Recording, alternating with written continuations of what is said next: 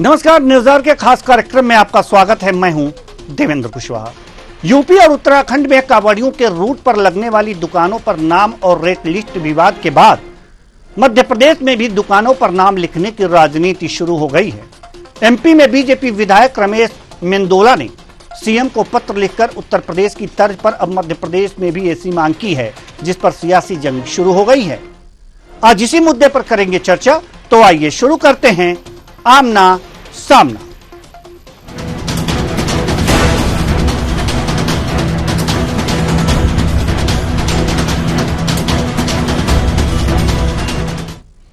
BJP विधायक रमेश मेंदोला ने मुख्यमंत्री डॉक्टर मोहन यादव को एक पत्र लिखा है, जिसमें उत्तर प्रदेश की तर्ज पर दुकानों के सामने दुकानदारों के नाम लिखना अनिवार्य करने की मांग की गई है। रमेश मेंदोला के पत्र पर कांग्रेस ने बीजेपी पर निशाना साधा है। कांग्रेस प्रवक्ता रवि सक्सेना ने बीजेपी पर तंज कसते हुए कहा है कि बीजेपी विकास की बात नहीं करती, जात पात जाति धर्म की बात करती है। मध्य प्रदेश शांति का टापू है, लेकिन भाजपा शांति को भंग करना चाहते हैं। सुनिए। देखिए, मेरा तो कहना है कि लिख दो, ये है हिंदुस्तान, यहां हर दुकान है मोहब्बत की दुकान। ये फिरका परस्ती की राजनीति अब भारतीय जनता पार्टी को बंद कर देना चाहिए। उसका सबक उनको पिछले लोकसभा चुनाव में मिल चुका है। देश के सारे लोगों की, जो मोदी जी कहते हैं ना कि सबका साथ सबका विकास, उसकी काम करें, उस पर बात करें। यहां न हिंदू, न मुसलमान, न सिख, न ईसाई, ये कोई जो है अलग नहीं है, ये सब है भाई भाई। तो इस तरह की चीजें बंद करें। हिंदू भी मुसलमान की दुकान से खाता है, मुसलमान भी सिख की दुकान से खाता है, सिख भी जो है वो अपने लंगर चला के सबको भोजन कराता है। तो ये हिंदुस्तान है, इसको हिंदुस्तान रहने दो, इसको सर्वधर्म समभाव का देश है, रहेगा और रहने दो। कांग्रेस के इस तंज पर बीजेपी का कहना है कि कांग्रेस तुष्टीकरण की राजनीति करती है। फूड प्रोटेक्शन एक्ट 2006 में आया और 2011 में लागू किया गया। क्या कांग्रेस ध्रुवीकरण की राजनीति को अपना रही है? आइए सुनते हैं नेहा बग्गा ने क्या कुछ कहा। हम सभी भारतीयों को अपने नाम पर, अपने संस्कार पर, अपनी संस्कृति पर गर्व है।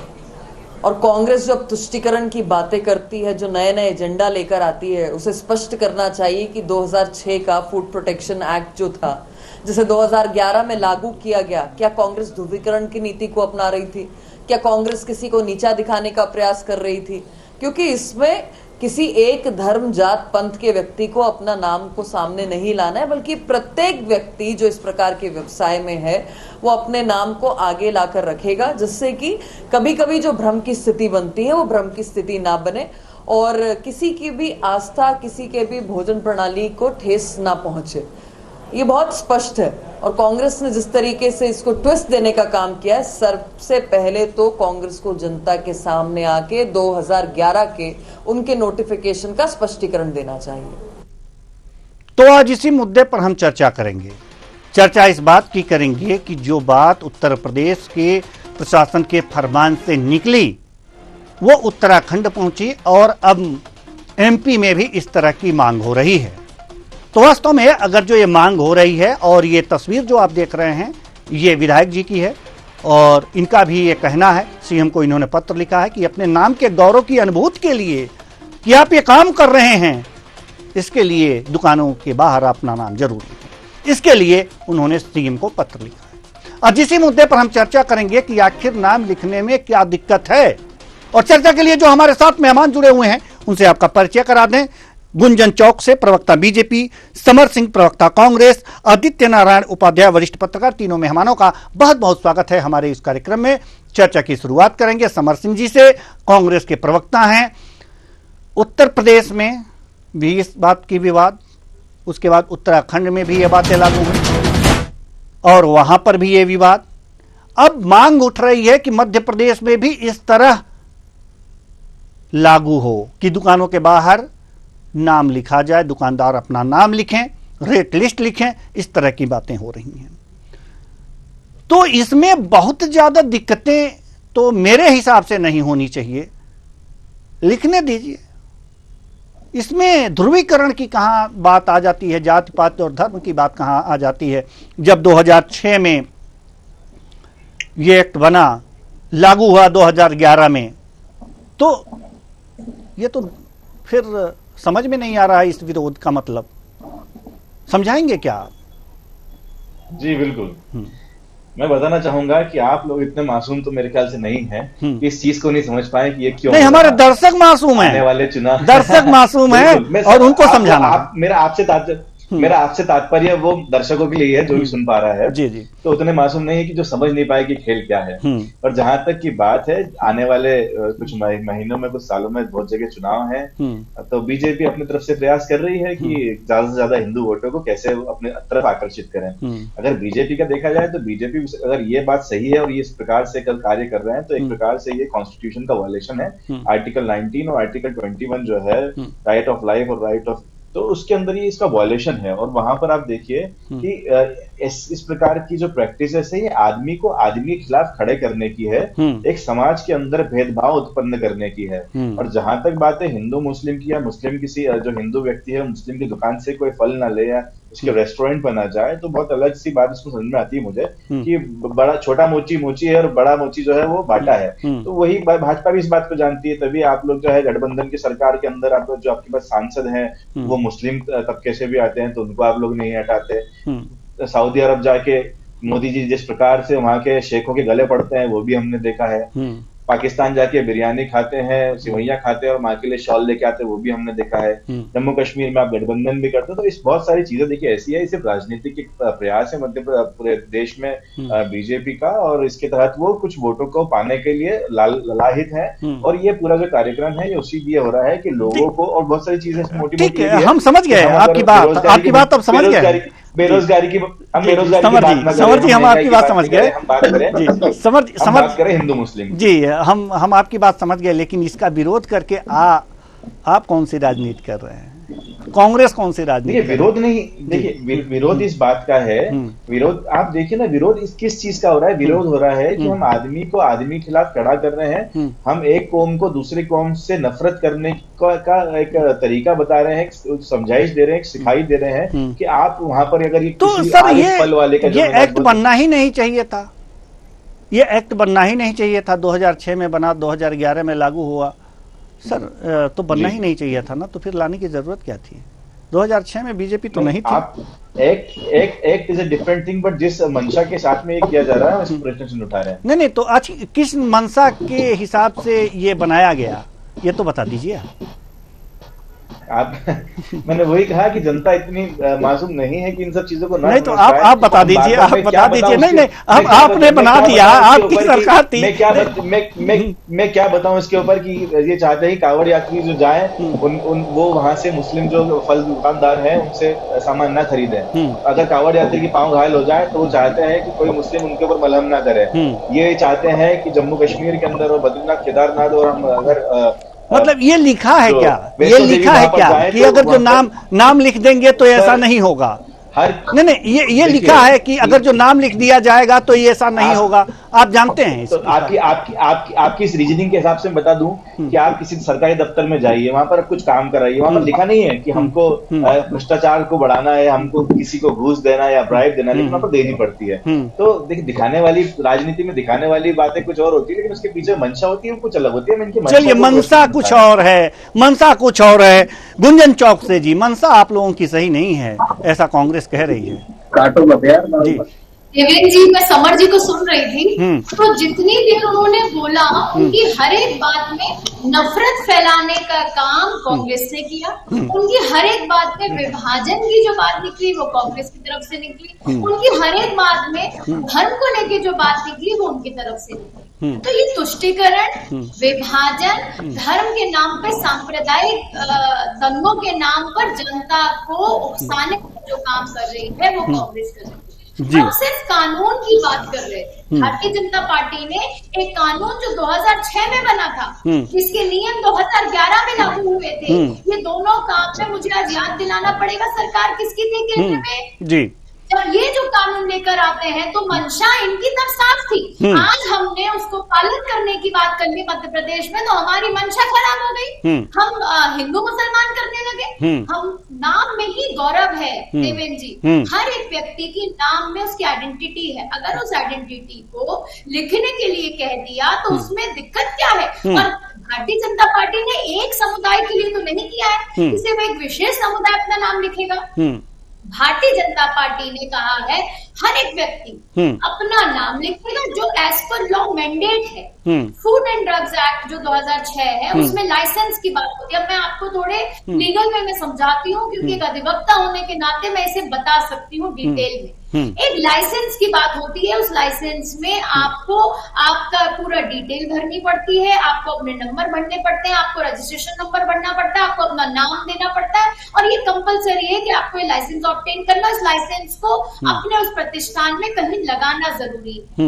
इससे क्या है, आपकी क्वालिटी चेक रहेगी, इससे आपकी क्रेडेंशियल चेक रहेगी, इससे आपका एक ट्रांसपेरेंसी रहेगी पब्लिक फोरम।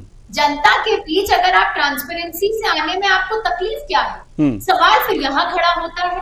अगर मैं एक दूसरा उदाहरण दूं, आप दुकानदार छोड़िए, आप ढाबों के जो बात हो रही है वो छोड़िए, एक अगर आप मेडिकल शॉप पे भी जाते हैं तो ड्रग्स एंड कॉस्मेटिक एक्ट में कंपलसरी है कि लाइसेंस पे मेडिकल शॉप कौन चला रहा है, इसका लाइसेंस उस शॉप के एक बाहरी जगह पे लगाना कंपल्सन है, वरना दुकान बंद हो जाएगी। ड्रग इंस्पेक्टर जाकर दुकान को बंद कर देते। अब आप मुझे बताएं कि मेडिकल में दवाई खरीदते समय कोई ग्राहक ये देखेगा कि ये लाइसेंस होल्डर हिंदू है कि मुसलमान है?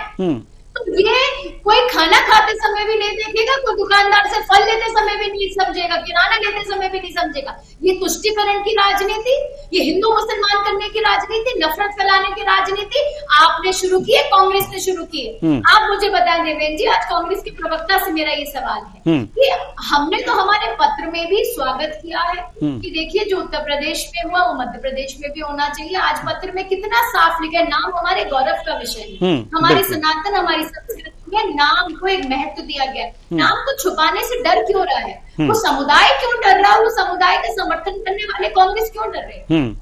बिल्कुल सही बात कह रहे हैं जी। ठीक है ठीक है ठीक है, आएंगे हम जी, हम आएंगे आपके पास। समुदाय नहीं डर रहा है, हमारी जनता जनार्दन साथ है, हमारी प्रदेश की जनता एकता के साथ रहती है और हम उसका उदाहरण पेश कर चुके हैं। लेकिन उन्हें फिर भी विभाजन की जो रणनीति लेकर आया है वो कांग्रेस है, क्योंकि उन्हें तकलीफ होती है कि ये हर समुदाय के लिए कैसे भला सोच सकती है। जी, समर जी कुछ कहना चाह रहे हैं, हालांकि आना चाहिए मुझे आदित्य नारायण उपाध्याय जी के पास, लेकिन जल्दी से अपनी बात कह लीजिए, उसके बाद उपाध्याय जी के पास। अधिवक्ता महोदया से मैं पूछना चाह रहा था कि चाय की गुमटी और फल के ठेले के लिए किस प्रकार के गुमास्ता लाइसेंस की आवश्यकता होती है, मुझे आप बताएं, और कोई ऐसा लाइसेंस आपने कभी देखा हो ठेले के लिए तो मुझे बताइए।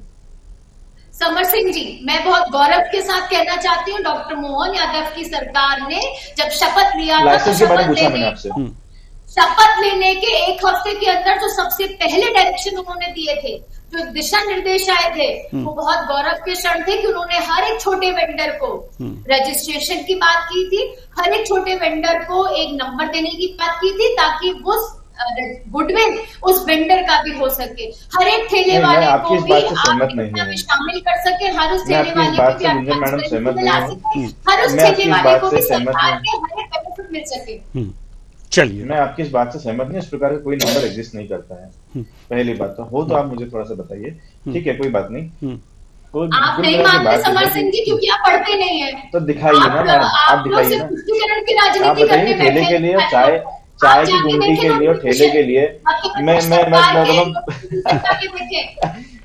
मैं बताता हूँ कि मेरे शहर के आउटर में जो आजकल स्वीट कॉर्न के बहुत सारी गुमटियां लगने लगी, छोटे छोटे एक स्टॉल लग रहे हैं, उनके ऊपर कौन सा नंबर है मुझे नहीं पता, आपने इतनी रोशनी डाली, मैं आज जाके पूछूंगा, तो बिल्कुल अगली बार आपसे मुलाकात होगी बिल्कुल बताऊंगा कहाँ है नंबर कहाँ है, वही बता रहा हूँ। बड़ी बड़ी होटलों पे नंबर है, बड़ी बड़ी होटलों पे नंबर है, बड़ी बड़ी संस्थाओं पे मुसलमानों के हिंदुओं के नंबर है, लेकिन छोटी सी कोई व्यवस्था नहीं, मैं बता रहा हूँ। आप जनता की तकलीफ आप आदित्य नारायण जी, मतलब भी नहीं, चलिए आदित्य नारायण जी आप लोगों को सुन रहे हैं। आदित्य नारायण जी वरिष्ठ पत्रकार हैं, हम उनके पास चलेंगे। आदित्य नारायण जी, सवाल यहाँ पर यह है कि समर जी कह रहे हैं कि समर जी के जो कांग्रेस का शासनकाल था उसमें ये एक्ट बना, उसके बाद 2011 में लागू हुआ। उस समय भी शायद कांग्रेस की ही सरकार थी। नियम बने उसको लागू करने के, और अब जो है ये शासन द्वारा जो फरमान जारी किया गया है उस पर इनका ये है कि ये बांटने के लिए किया गया है। अब हमें आप ये समझाइए कि कांग्रेस ने क्या करने के लिए, कांग्रेस के शासनकाल में आखिर ये क्या करने के लिए किया गया होगा, और अब बीजेपी इसका उपयोग या कर रही है या दुरुपयोग कर रही है का, ये हम आपसे समझना चाहेंगे, क्योंकि बड़ा कंफ्यूजन हो गया है, बड़ा कंफ्यूजन हो गया है समर जी की बातों से। ये कंफ्यूजन जरा आप दूर कीजिएगा आदित्य नारायण जी। जी देखिए, ऐसा है कि शुरू से ये नियम रहा है कि हर व्यापार करने वाले को अपनी आइडेंटिटी जो है वो प्रदर्शित करना पड़ेगी। ये अलग बात है कि उसको सख्ती से लागू नहीं किया गया।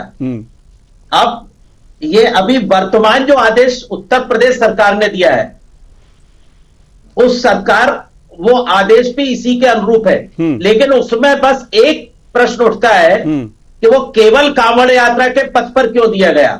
यदि दिया जाना था तो समूचे उत्तर प्रदेश के लिए दिया जाना था।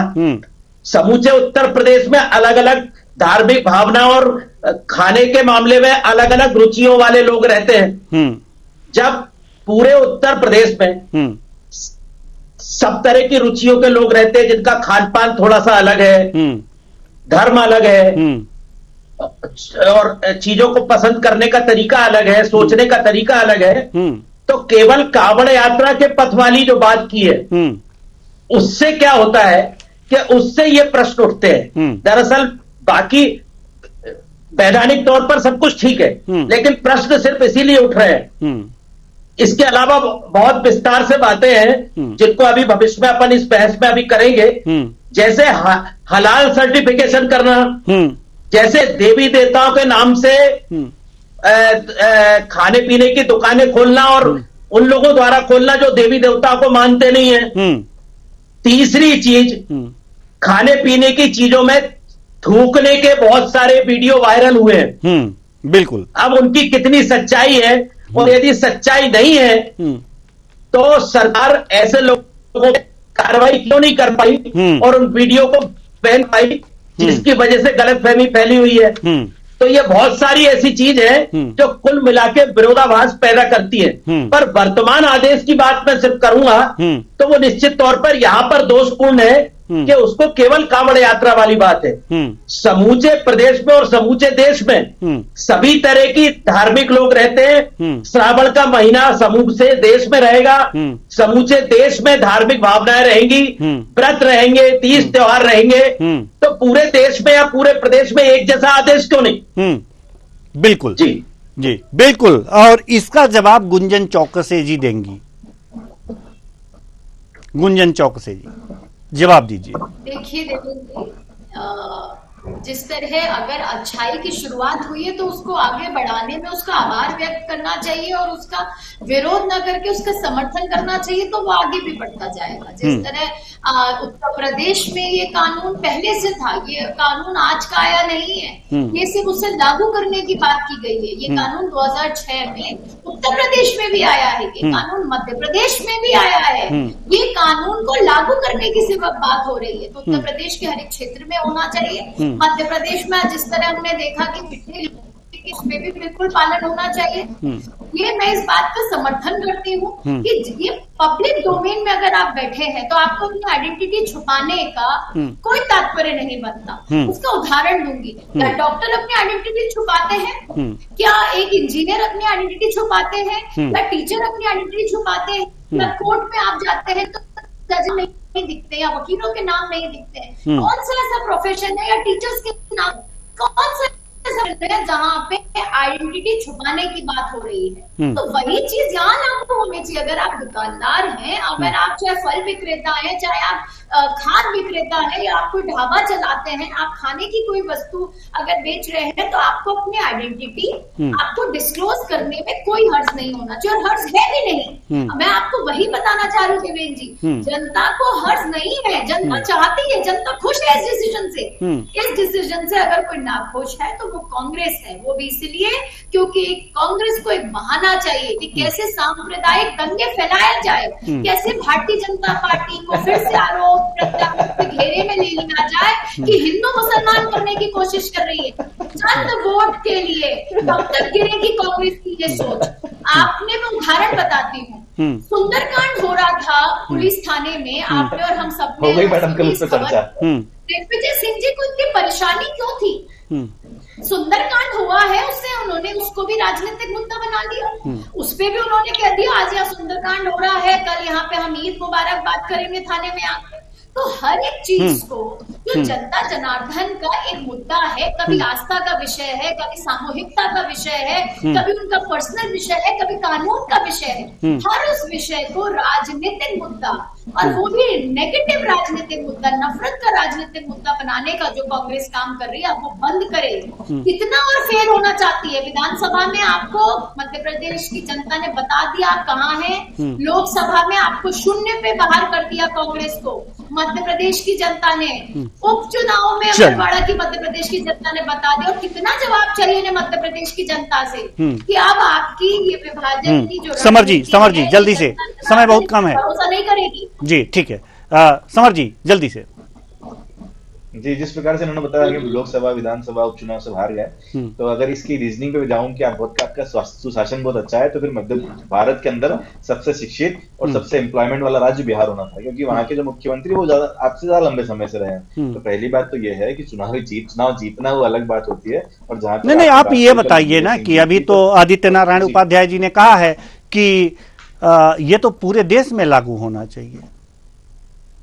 बिल्कुल होना चाहिए, ये बात सही है, लेकिन मुझे आप बताइए कि जिस प्रकार से आदित्य नारायण जी ने बताया कि कांवड़ यात्रा के दौरान ही क्यों, देखिए ये कितना बड़ा नुकसान होगा इस मध्य प्रदेश को, इस देश को, अगर कोई कल से कोई कांवड़ यात्री घायल हो जाता है और उसके पास से गुजरने वाला मुसलमान हो, तो अगर वो ये ऐसा दोषपूर्ण इनकी जैसा सोचने लग जाए, हमारे समझ में नहीं आता। समर जी हमारे समझ में ये नहीं आता। हमने ऐसी तस्वीरें देखी जहाँ पर मुस्लिम समुदाय, मैं आपको बताना चाहता हूँ, ऐसी बहुत सारी तस्वीरें हमने देखी जहाँ पर मुस्लिम समुदाय कांवड़ में चलने वाले जिनके पैर घायल हो जाते हैं, उनको पट्टी बांधते हैं इस देश के अंदर। ये देश बहुत खूबसूरत है, इसको इस प्रकार की चर्चाओं से खराब नहीं करना चाहिए, इस प्रकार की राजनीति। लेकिन कुछ वीडियो भी वायरल हुए हैं ना, आदित्य जी ने बताया है, आदित्य जी ने बताया है, वो भी सही है। और जो आदित्य जी ने बताया है कुछ ऐसे वीडियो जहां तक बात है, ऐसा कोई रूल है तो बिल्कुल, जैसे गुमास्ता कानून की आप बात कर रहे हैं, जहां पर फूड लाइसेंस होता है, वहां पर नाम होता है, वो जरूरी है, वो होना चाहिए। अगर कानून है तो उसका पालन होना चाहिए। लेकिन आप देखिए कि कांवड़ यात्री के दौरान या फल विक्रेता के पास में इस प्रकार का कोई वो नहीं होता है, आज ये फल का ठेला लगा रहा है, कल वो किसी और चीज का ठेला लगाएगा। तो बात जो कुल मिला के दोषपूर्ण चीजें हैं ये। जहां तक बात है कि जो